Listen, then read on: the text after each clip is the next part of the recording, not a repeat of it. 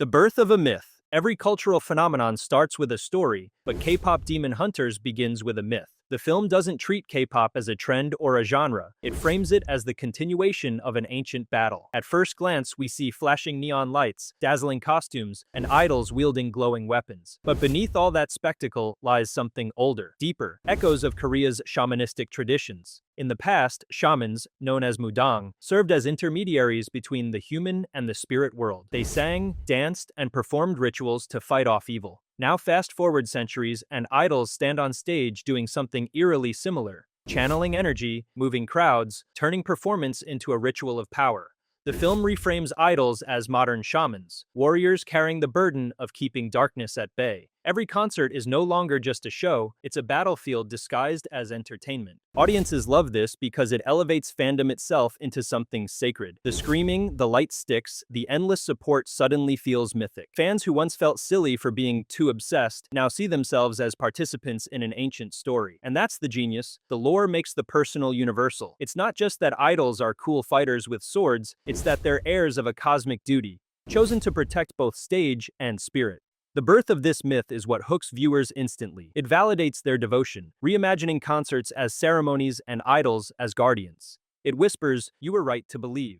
And that's why people don't just watch K-pop Demon Hunters, they feel it. The demons as mirrors. Monsters have always reflected human fears, but the demons of K-pop Demon Hunters are crafted like mirrors, polished, sharp, and unsettlingly familiar. They aren't faceless villains conjured out of thin air. They're twisted embodiments of the dark shadows haunting idol culture itself. One demon staggers across the stage with cameras for eyes, flashing endlessly, suffocating the idols it hunts. Another oozes with glittering sludge, dripping glamour and toxicity at once, like fame that looks dazzling but slowly poisons. A third demon moves in perfect mechanical rhythm, symbolizing the manufactured robotic expectations forced upon idols. These aren't random designs, they're allegories fans recognize instantly. The film externalizes the anxieties whispered across fandom forums and news outlets, the pressure, the exploitation, the parasitic obsession of stalker fans. By making them literal monsters, the lore allows audiences to confront what they already fear about the industry,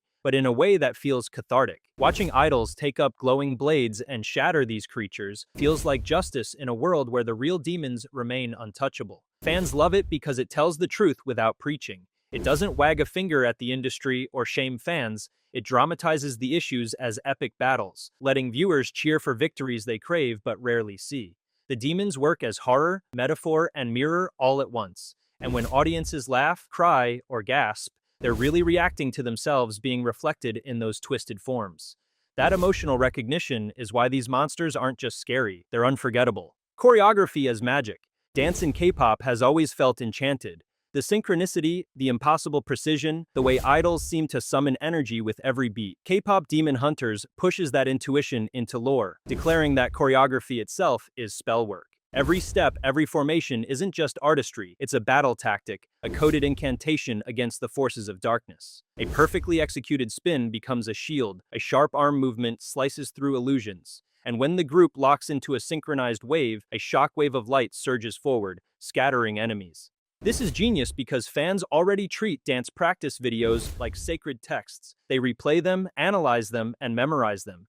The film validates this obsession by making dance literally world-saving. The long hours of rehearsal suddenly transform into training for a cosmic war. Sweat, pain, and repetition aren't just about perfection, they're about survival. The lore tells us every idol you see practicing until dawn is secretly mastering protective spells for the world. Fans love it because it redefines the way they see what they already adore. Choreography isn't just beautiful, it's magical weaponry. Concerts stop being mere entertainment and instead become rituals of protection, where the audience is shielded by patterns of movement and rhythm. It even sparks a playful paranoia. Was that new move in the comeback teaser actually hiding a demon-banishing sigil? And that blend of seriousness and humor keeps audiences engaged long after credits roll. The movie makes viewers ask not just, what's the next performance, but what spell are they about to cast? The sacred bond of fandom. Fandom has always been dismissed by outsiders as hysteria, obsession, or mere consumerism. K-pop Demon Hunters flips that narrative completely, presenting fandom as sacred, powerful, and necessary. The sea of fans holding light sticks is reframed as a glowing army, Their chants and cheers not just noise but incantations, amplifying the idol's strength. The lore insists that idols don't fight demons alone, they fight with their fans, who channel belief, faith, and raw emotional energy into their performances. That's why audiences felt so deeply moved. The film dignifies their devotion, showing it not as shallow obsession, but as cosmic participation. Screaming until your voice cracks? That's not silly, that's lending your life force to the warriors on stage. Spending hours organizing fan projects? That's not trivial, it's battlefield strategy. Fans finally see themselves as more than spectators, they are co-combatants, guardians of their idols, just as much as idols are guardians of them. And this resonates because it matches emotional truth. Anyone who has cried at a concert knows it already feels spiritual. The film simply confirms what fans have always sensed but couldn't articulate, that their presence matters, that their belief is power. Outsiders laugh at fangirls, but K-pop Demon Hunters answers with myth. Without them, there is no victory. That validation is revolutionary. It cements fandom as a force worthy of respect, one that transcends consumer culture and enters legend. The idol as sacrifice. Beneath the glamour and glitter, being an idol has always been brutal. Long hours, injuries, exhaustion, smiling through pain. Fans know these stories too well. K-pop Demon Hunters doesn't gloss over that reality. Instead, it mythologizes it. Idols in the film don't just entertain, they sacrifice. They collapse after battles, bleed on stage, and still rise again, carrying the burden of joy for millions. Their suffering is reframed as a sacred duty, reminiscent of the archetypal martyr who gives everything for their people. This lore works because it taps into the raw emotions fans already feel. When they see their favorite idol perform despite exhaustion, they ache with both admiration and guilt. The film magnifies that tension by dramatizing idols as warriors who willingly endure pain to shield others. It makes their struggles heroic, but it also forces viewers to reflect on the cost of their joy. Audiences love this because it deepens their empathy. It tells them their tears at tragic idol news stories weren't foolish. They were reactions to mythic sacrifice unfolding in real life, and it doesn't leave them hopeless. By seeing idols portrayed as fighters who choose sacrifice with courage, fans feel both justified in their devotion and inspired to protect their idols in return. It transforms parasocial love into mutual duty, turning pain into poetry. Hidden symbols everywhere. Lore thrives in details, and K-pop Demon Hunters overflows with them. The film is built like a treasure chest, rewarding viewers who notice the smallest gestures, colors, and props. A cracked mirror in a dressing room isn't just set design, it's a metaphor for fractured identities. A crown that slips off mid-battle is more than an accident. It's a commentary on the crushing burden of titles like King or Queen of K-pop. Even the hues of costumes shift with emotional arcs. White symbolizing innocence, red signaling corruption, black mourning sacrifice. For fans trained on decoding music videos like puzzle boxes,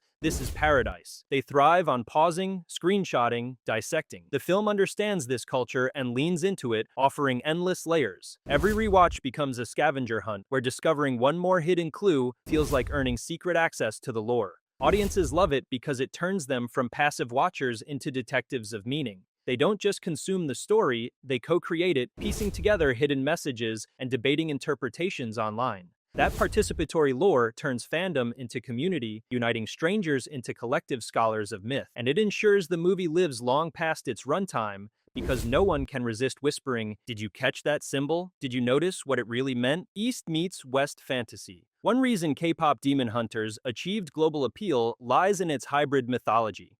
On one hand, the story is deeply rooted in Korean culture, shamanism, Confucian duty, the cultural weight of community over self. On the other hand, it borrows liberally from Western fantasy traditions. Swords gleaming like anime weapons, gothic demon realms recalling medieval cathedrals, and a chosen one arc that feels comfortably familiar to Harry Potter or Marvel fans. This blend makes the film feel both fresh and universal. For Western audiences, the myth structures are recognizable, but the aesthetics and cultural framing are exhilaratingly new. For Eastern audiences, the lore feels proudly authentic, finally elevated onto a global stage without dilution. It's mythic diplomacy, a fusion of languages that speaks to everyone while still carrying cultural specificity. Audiences love it because it bridges worlds. It shows that K-pop and Korean myth can stand shoulder to shoulder with the global giants of fantasy storytelling. And more than that, it proves that culture is strongest when it blends, evolves, and creates something entirely new. K-pop Demon Hunters isn't just a movie, it's a myth experiment, and the world fell in love with the result. Humor amid darkness.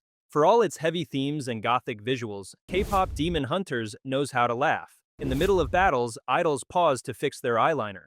A demon tries to mimic choreography and stumbles awkwardly. One group member teases a monster about its outdated fashion sense. These moments aren't just comic relief, they're cultural truth. Fans know idols not only as performers, but as variety show comedians, dorky, self-deprecating, endlessly charming. By folding that humor into the lore, the film maintains authenticity. These idols aren't cold, perfect warriors, they're the same goofy personalities fans adore, now wielding magical weapons. It makes the story feel grounded, reminding viewers that even in cosmic war, humanity endures through laughter. Audiences love it because it mirrors real fandom experience. Concerts often swing from emotional ballads to playful banter. The movie captures that rhythm, giving fans permission to laugh through tears. And on a mythic level, humor has always been survival. Tricksters in folklore disrupt despair, reminding heroes not to lose themselves. K-pop Demon Hunters carries that tradition forward, proving that joy and silliness are weapons too. Redemption arcs everywhere. Not every demon is destroyed. Some are unmasked as fallen idols, corrupted managers, or fans who lost their way. These arcs end not in annihilation, but in redemption. The lore insists that even the darkest heart holds a spark worth saving. This resonates because K-pop culture is steeped in stories of scandal and comeback.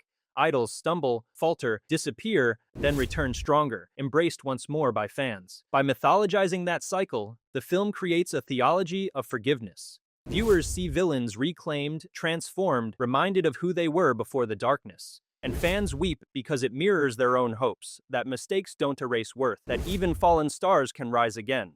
Audiences love it because it balances realism with hope. It doesn't flatten villains into monsters forever. It complicates them, forgives them. In a cancel-hungry world, the message is radical. Redemption is possible. And that makes the story linger in hearts, because it offers something both fans and idols crave: second chances. The eternal stage. The film's final lore is its most haunting. The stage itself as eternal battleground. The war against demons never ends. Every comeback, every tour, every encore is another clash in the cosmic cycle. The idols return to the spotlight not just for fame, but because the world depends on their songs to keep shadows at bay. And when the credits roll, the story doesn't end, it bleeds into real life. Fans leaving theaters clutching their light sticks feel like they've just returned from war, enlisted in an ongoing myth that will continue with every performance they attend. Audiences love this because it erases the line between fiction and reality. The lore doesn't end on screen. It insists the legend lives on through fans and idols together. Every chant is a spell, every dance is a weapon, every song is another victory. And that is why K-pop Demon Hunters doesn't just entertain, it transforms. And so, as the lights dim and the echoes of music fade, the legend of K-pop Demon Hunters doesn't vanish. It lingers in the pulse of every beat, in the glow of every light stick, in the shared breath of fans who know they are part of something greater than themselves. This film didn't just tell a story, it rewrote how we see idols, fandom, and myth. It reminded us that battles are fought not only with swords, but with songs. That laughter is as sharp as any blade. That love, in its fiercest, most devoted form, is the truest magic of all. If you caught any other hidden lore in K-pop Demon Hunters, drop them in the comments and hit the subscribe button. We have a lot to talk about.